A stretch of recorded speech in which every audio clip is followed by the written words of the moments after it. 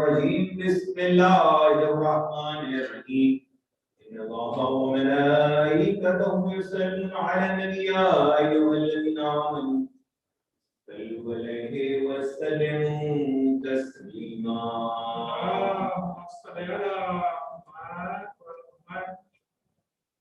الله أكبر الله أكبر الله أكبر الله أكبر أشهد أن لا إله إلا الله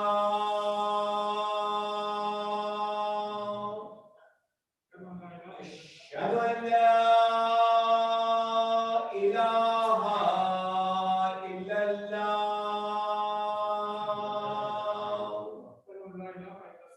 أشهد أن محمدا رسول الله صلى الله عليه وآله وسلم أشهد أن محمدا رسول الله صلى الله عليه وآله وسلم أشهد أن أمير المؤمنين وإمام المتقين عليا ولي الله أشهد أن أمير المؤمنين وإمام المتقين عليا حجة الله حي على السلام حي على السلام حي على الفلاح حي على الفلاح حي على خير العمل حي على خير العمل الله أكبر الله أكبر لا إله إلا الله لا إله إلا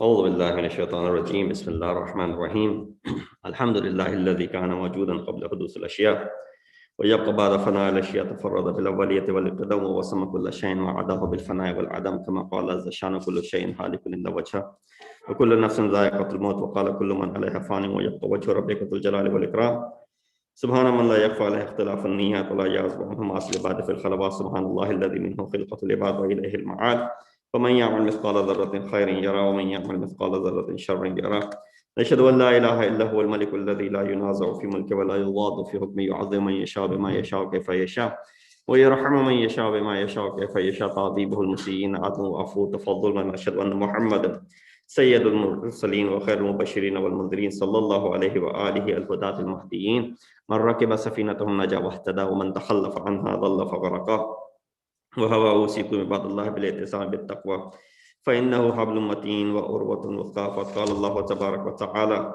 وقوله الحق وهو أصدق القائلين بسم الله الرحمن الرحيم يا بني أقم الصلاة وأمر بالمعروف وانهى عن المنكر واصبر على ما أصابك إن ذلك من عزم الأمور صدق الله العلي العظيم.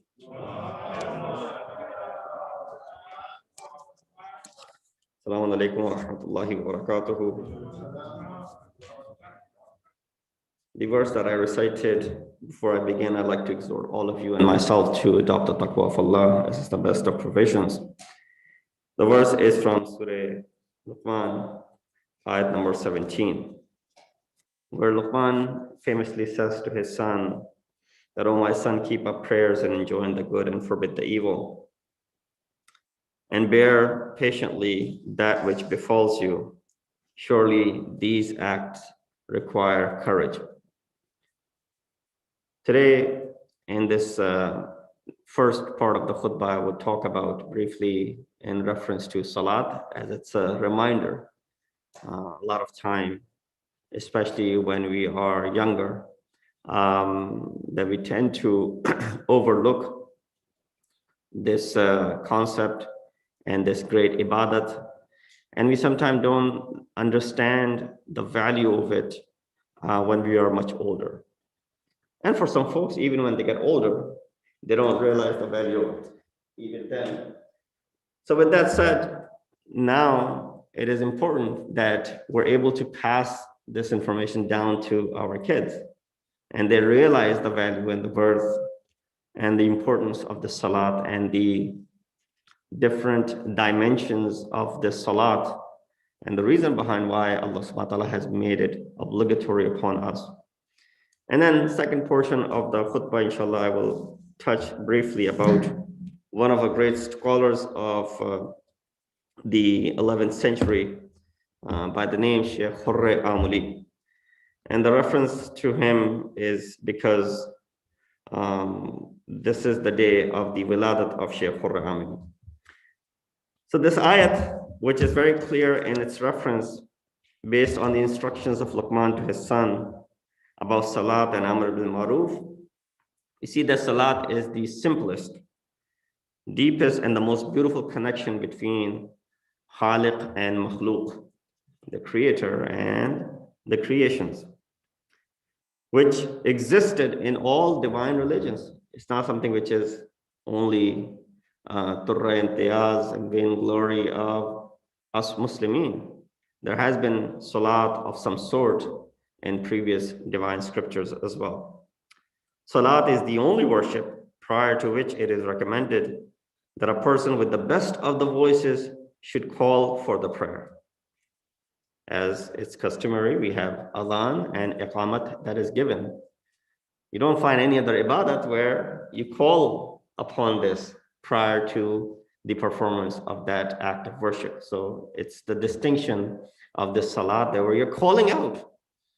It's something which you are saying and you're pronouncing and you're letting people know that Salat is about to establish.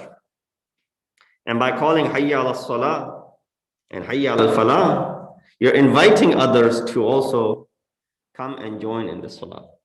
So not only that you are doing it yourself, but you're also enjoining others. You're also inviting others to come and join in the Salah.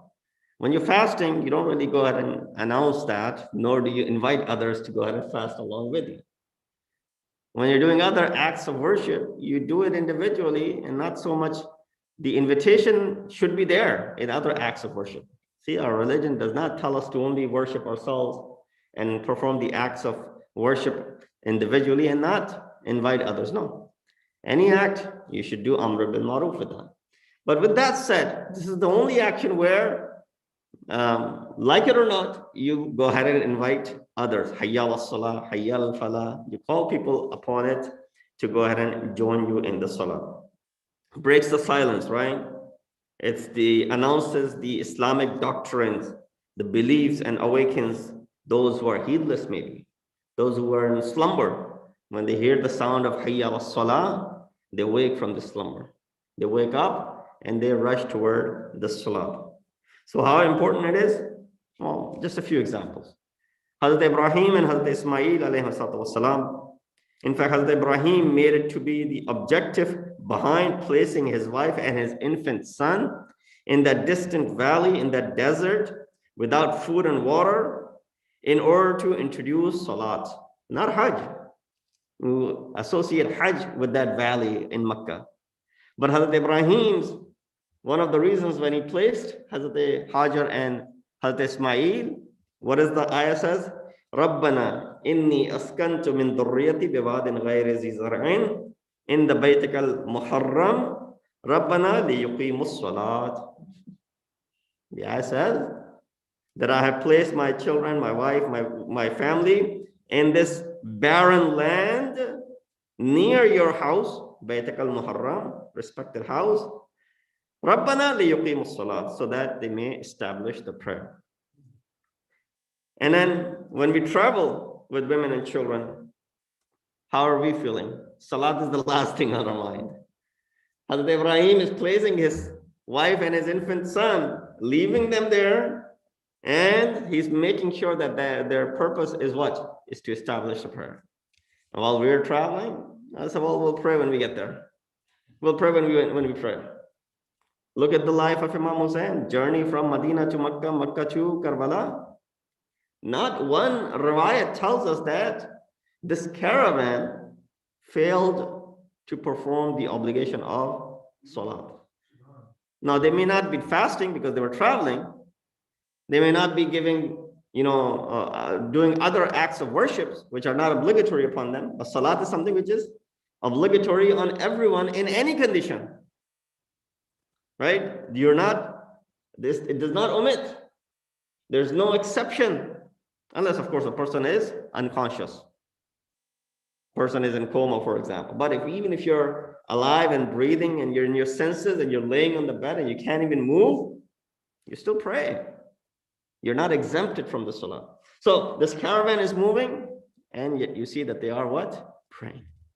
These events are there for us to realize and ponder the importance that they were trying to lay upon this concept. That in those difficult times, they're not traveling in air-conditioned vehicles. They're not traveling in the best of the conditions. Water is scarce, even for them to even drink.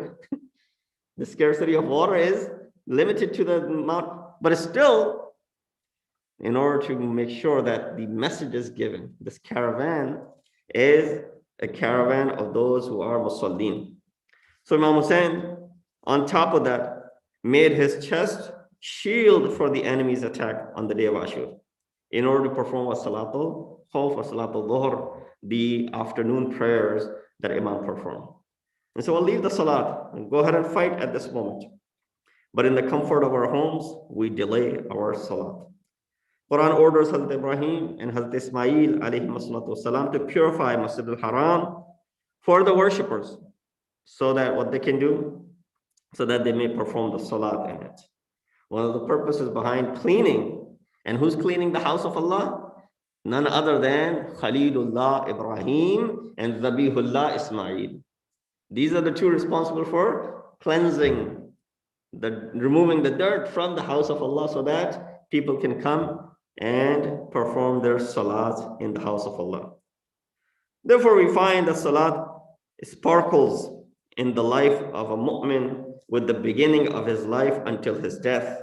From birth with the call of prayers into the ears until the death, the performance of Salatul Janazah upon this person is just two things in between. Your entire lifetime passes by. Salat is the way, is the key for the acceptance of all the other actions. And we find in a riwayat, which is from Amir al-Mu'mineen Ali ibn Abi Talib alayhi salatu who ordered his commanders that dedicate salat for the best of your times. That means, of course, there's salat, the fadilat time, and then there's, along with that fadilat, the best of the times, where your mind is not occupied with something else, where you can totally focus on this ibadah, and therefore dedicate your best of your times. Also, someone asked our sixth Imam, Ayyul Amal Afdal? Qala as-salat li waqtiha wa barra al-walidain wal jihad fi sabilillah. Someone said, what are the best of the actions? Imam said, praying on time, as-salat li waqtiha.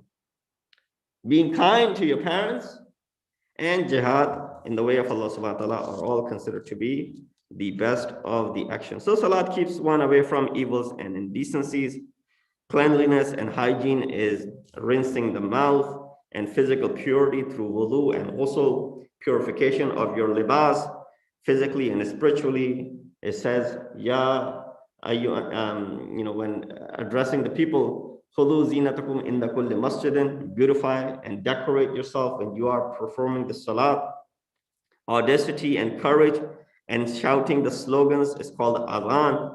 Sense of unity is felt standing in congregation in jama'at. Importance of justice is highlighted when you choose adil imam only to stand behind and not pray behind anyone else. Sense of continuous direction is felt when you face towards the Qibla, towards the Kaaba, the house of Allah. Importance of politics and the wilayat of Masumeen is understood when we realize that Salat, without accepting it, has no value, none whatsoever. Importance of martyrdom is highlighted through the turba of Imam Hussein that you place your forehead upon. The cognizance of God throughout the prayer, attention towards resurrection. When we recite Maliki Yawmiddin is felt, choosing the right company and tawalla. And when we recite Sirat al-Ladina an'amta alayhim, because we want to be with those who love you and those who guide us towards your love, and refraining from the bad company and doing tabarra when we say غَيْرِ الْمَغْضُوبِ عَلَيْهِمْ وَلَا الضَّالِّينَ. All of that could be found in this form that we stand up before Allah subhanahu wa ta'ala when we perform the salat. Salat Muhammad wa ali Muhammad.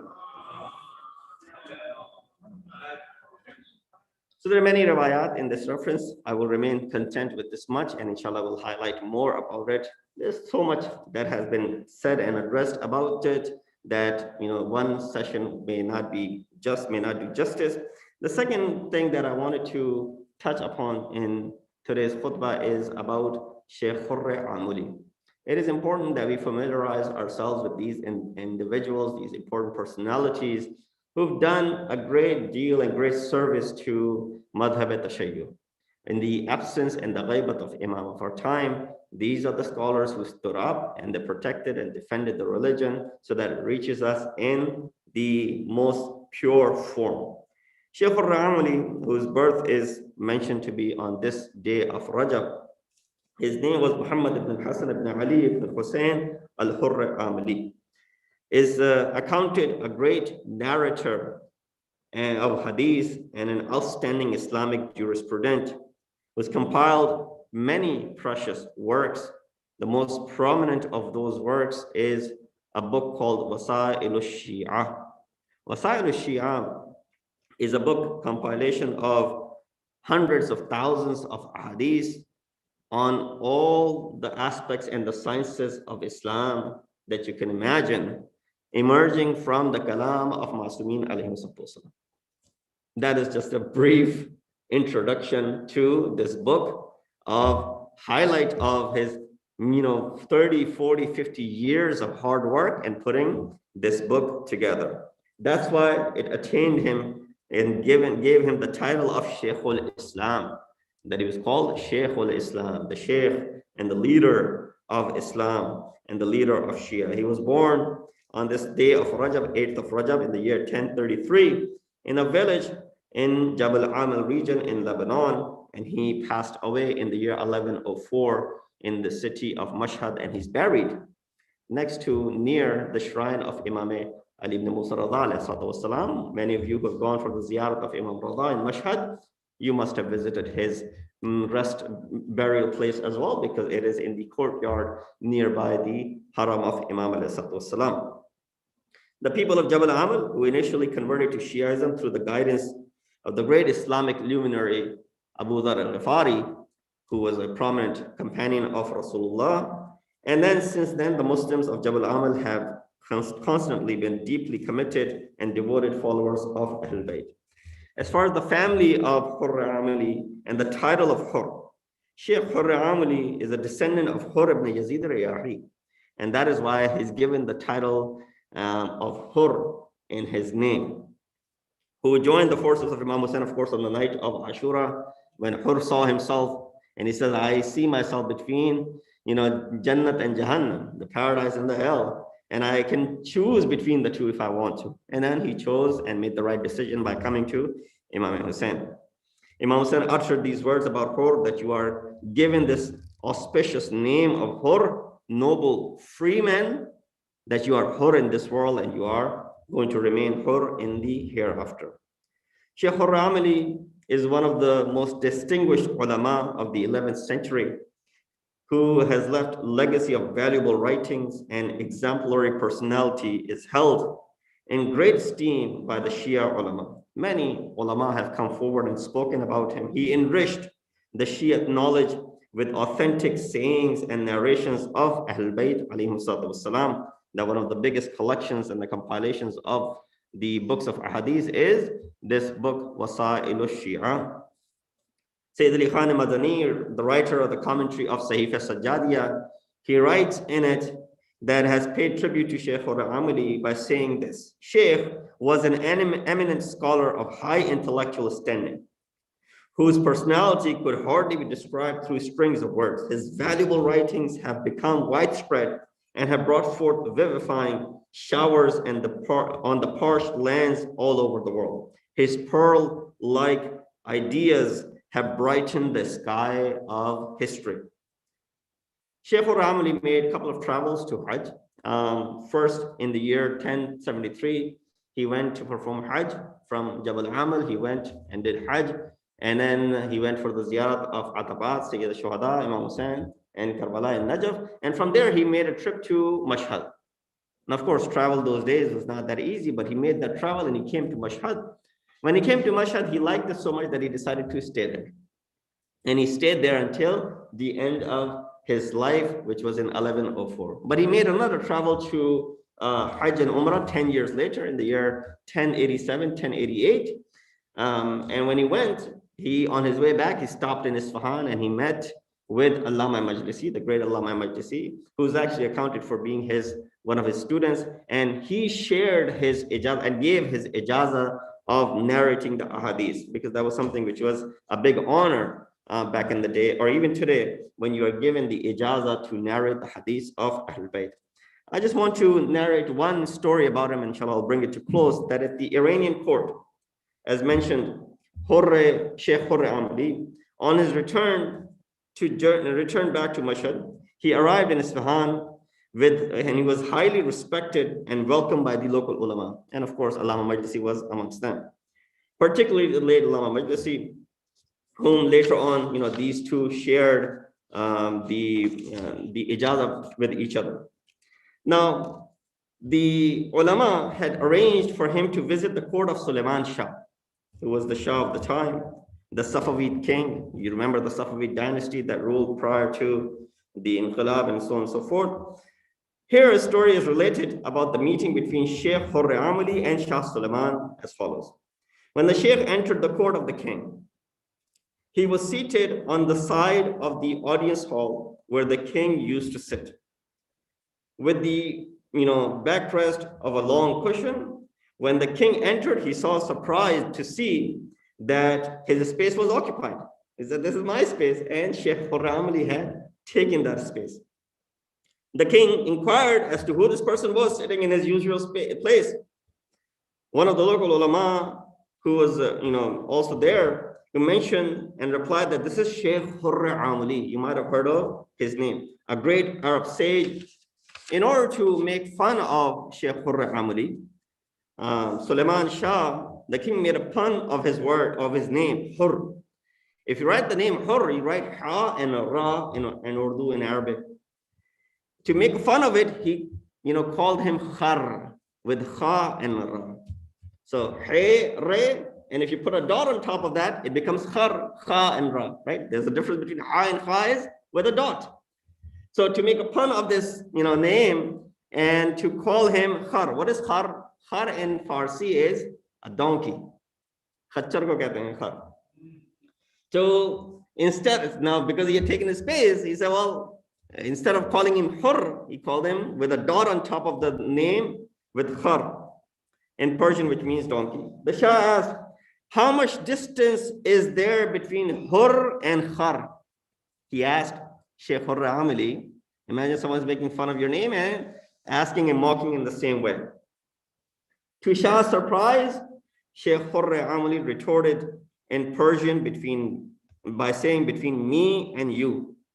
The difference between Hurr and Khar is the difference and the distance between me and you. right away responded with courage that you're calling me, you're making fun of my name, and you're asking me what's the difference and how far distant are these two words, Hurr and Hurr? And he responded by saying, as much distance and space engaged by the long cushion between me and you.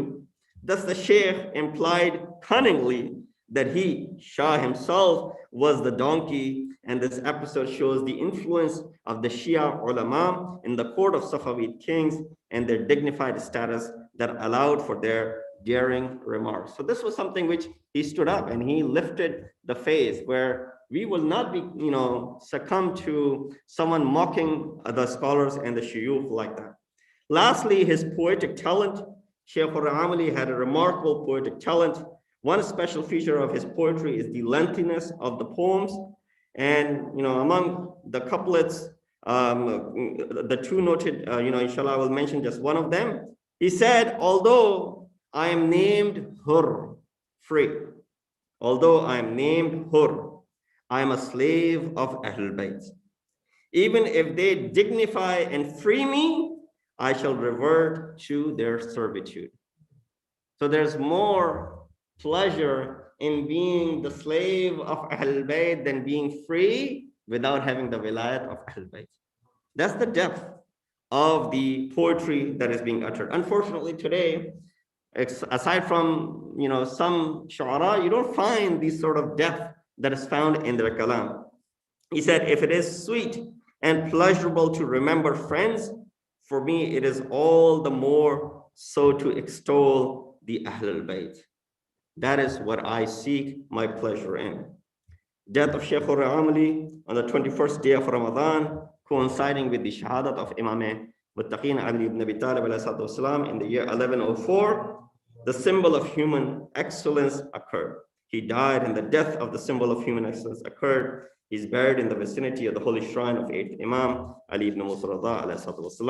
We ask Allah subhanahu wa ta'ala to give us tawfiq to learn from these scholars, their personalities and the jihad that they perform in the way to bring the Islam to us in the pure form that is available. In Nas al-Hadith,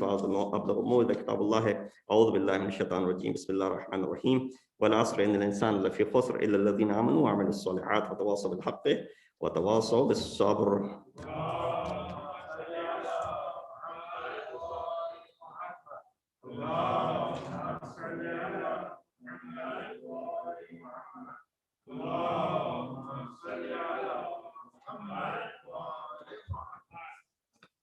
أعوذ بالله من الشيطان الرجيم بسم الله الرحمن الرحيم الحمد لله الذي لا إله إلا هو الحليم الكريم غافر الذنب وقابل التوب وهو الغفور الرحيم سبحان من سبقت رحمته وذبح وبسط اليدين بالرحمة سبحان من لم يكلف نفسا إلا دون وسعها وعفى عن السيئات ولم يجاز بها سبحان من لا يزداد على معصية العباد إلا كرما وجودا ولا كثرة الذنوب إلا عفوا وصفا نشهد أن لا إله إلا هو اللطيف للعباد بجوده ولا فاضل المظلمين بحلمه ونشهد أن محمدا نبيه وحبيبه سيد المرسلين وشفيع المذنبين بعثه رحمة للعالمين لقد أمركم الله في محكم كتابه بالصلاة على نبيه وحبيبه فقال تعليما لكم وتشريفا للصفي إن الله وملائكته يصلون على النبي يا أيها الذين آمنوا صلوا عليه وسلموا تسليما